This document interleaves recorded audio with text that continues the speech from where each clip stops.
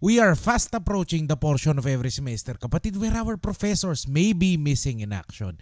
Heto na ang mga panahon na usong-uso ang mga asynchronous activities at mga pananood na lang ng lecture ay kung minsan ay gusto kumpul-kumpul pa tayo sa Zoom meeting. This is also the portion of the semester where we are overwhelmed the most. So today, let me talk to you about how not to be overwhelmed in law school. All of this and more coming right up. This episode is brought to you in part by Ocho, 101 practice problems for lost law students and bar takers. It's a digital workbook designed to meet the bar syllabus. All of the problems are discussed in great detail. You can use it as a series of mock bars with discussions, or you can develop the almighty, all-powerful question-a-day habit where you sit down to answer one bar problem each night before you go to sleep. Pagkatapos mo itong sagutan, mababasa mo hindi lang kung ano ang tamang sagot, kundi paano ka rin makakarating sa tamang sagot. If you are a current law student, you can get a copy and answer the problems as part of your review for your midterms and final exams. Hihintayin mo pa ba, kapatid, na bumagsak ka sa exam mo dahil tama man ang iyong alam, ay hindi mo naman ito maisusulat sa paraan na gusto ng iyong mga professor. Here you learn how to craft hyper-responsive answers, how professors trick us into the wrong answers, and what they're looking for in our essays. Grab your copy of Ocho, 101 practice problems for lost law students and bar takers through the links in the description box below.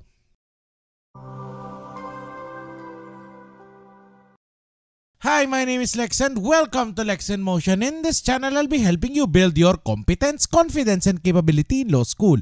Start today by hitting the subscribe button below. New episodes are posted every Friday. Sa darating na linggo, kapatid, ay ang pagwawakas na rin ng bar exam ng ating mga barista. Aminin man ng ating mga professor o hindi, ay mayroon silang mga kani-kanilang mga manok sa laban na ito. Kaya madalas ay nawawala din sila sa mapa. Sa kanilang biglang pagbabalik matapos ang bang malakasang inuman at lasakan sa linggo, asahan mo na mag-aalaglak 9 sila at magle-lecture ng hindi na makalaga kung ito ay iyong mauunawaan. Kailangan nilang matapos ang coverage at masabi sa inyo na na-lecture naman nila, kaya kaya isama ito sa kanilang midterm exam. Here are 5 tips on how not to be overwhelmed with law school.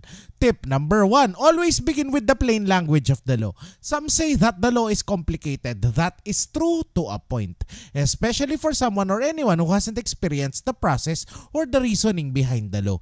My advice, kapatid, is for you to read the law and appreciate the plain language of the law. Nakapasok ka sa law school, full stop.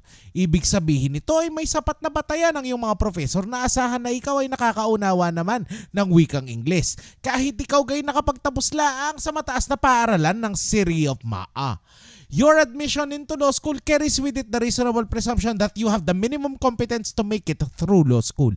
This means that your professors have the expectation that you can read and understand the plain language of the law. Halimbawa, kapag sinabi ng batas na nasa isang kasalan, the law requires not less than 2 witnesses who must be of legal age, ito ay ating uunawain na hindi pwedeng isa lang ang iyong ninong sa kasal at walang ninang. Hindi rin pwede na meron kang isang ninang dahil walang bilang ang sanggol na isasama niya sa inyong ceremony. Saka papayag ka ba naman na hindi sasabay ang kanilang pakimkim sa mga ipapakain mo sa buffet? Tip number 2, the law is a vast expanse. It can be overwhelming just looking at the scope, the breadth, and the depth of its coverage. My advice, kapatid, is to take it one provision at a time. Basahin, unawain at madaling intindihin. Yan ang laging sambit ng aming professor, God rest his soul. Our problem during our time in his class, bukod sa takot namin sa kanyang iwinawagayway na sigarilyo, ay para sa kanya ang batas ay self-explanatory. Looking back ka sa nadat, matatanggap mo, kapatid, na oo nga naman, ang batas ay self-explanatory. Hindi mo man ito maintindihan o maunawaan ng malalim at buo sa ngayon, ay huwag kang padadala at magbasa ka lang. Pilitin mong unawain, pilitin mong tawirin. Malakas maka-invalidate ng ating sariling kamangmangan na self-explanatory ang batas, lalo kung hindi mo pa naman ito nararanasan. Ang tanging lunas sa kabobohan ay ang desisyon na pagod ka na ring maging tanga. The road towards learning begins with one provision at a time. Tip number 3, group aral is fake mag-aral. It needs to be said, kapatid. Pare-pareho kayong mangmang, pare-pareho kayong walang basa, magsasama-sama pa kayo. Anong talinong pwedeng mangyari sa inyo kung magtutulungan kayo gayong wala naman kayong maiaambag sa isa't isa? Pwede naman din ang group discussion, kapatid, pero siguraduhin mo na sasama ka dito nang may ambag, nang may masasabi o may mga tanong na kasama-sama ninyong sasagutan o aaralin. Hindi pwedeng nandun ka lang para maging linta o display. Hindi rin okay na kapilang at tinapay ang iyong baon. Tip number 4, being overwhelmed comes from the feeling of having to do so much with so little time. The thing is, kapatid, you have time. More specifically, you had time. Hindi naman nagkulang ang iyong mga professor sa pagsasabi ng anong dapat ninyong mabasa bago ang kanyang exam. Lalong hindi sila nagkulang ng pangaral na ang midterms ay narito na. Dito sa channel, ilang linggo ba mula nung sinabi ko na kailangan mo nang simula ng preparation ng exam. In the exclusive one-on-one coaching and mentoring program of the Lex in Motion community, our coaches and mentees are required to begin their preparation for the midterm 6 weeks before the exam date. Our collective goal is to get ahead of the coverage such that during the week or week before the exam, we are simply reviewing and consolidating what they have read. Kung may oras, we also practice how to answer common questions or permutations and variations of common topics. Madaling padala, kapatid, sa taranta, pero hindi ka naman mapupunta dito kung ikaw ay nagsipag at nag-aral noong mga panahon na ikaw ay may pagkakataon na mag-aral. Limot mo na ba, kapatid, ang alamat ng working grasshopper who like to sing, to dance, to hop, and to play? Finally, this brings me to tip number 5. Trust that all of what you do now will come back to you. Iisa ang sambit ng aking mga barista ngayong bar exam.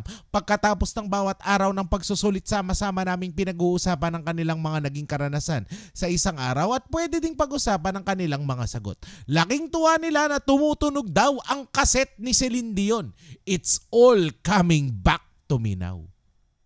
Hindi joke, kapatid, ang kasabihan na ang preparation mo para sa bar ay nagsisimula sa iyong unang araw sa law school. Hindi rin joke, kapatid, na iyong pagiging abogado o abogada ay nakasalalay kung bayad nga ba ang iyong ticket. Were you able to put in the time, the energy, and the attention to become a lawyer? That is the only question that will matter when you sit down for the bar exam. Salamat, kapatid, kung inabot mo ang ending ng episode na to. Salamat kung sa ilang minutong nagdaan ikaw ay nalibang. If you would like to see more content on how to build your capability in law school, please let me know by typing yes in the comments down below. Alam ko na simpleng yes lang ito, kapatid, pero mahalaga ito sa amin. By typing yes in the comments, you are telling me and telling the team that what we do here is helpful. By typing yes in the comments, you are telling me and telling the team that an actual sentient human being watch this episode at may totoong tao ang nakinabang sa aming pinagpapaguran. Thank you so much for watching. Like and share this episode for Good Law School Karma, and I will see you again next Friday.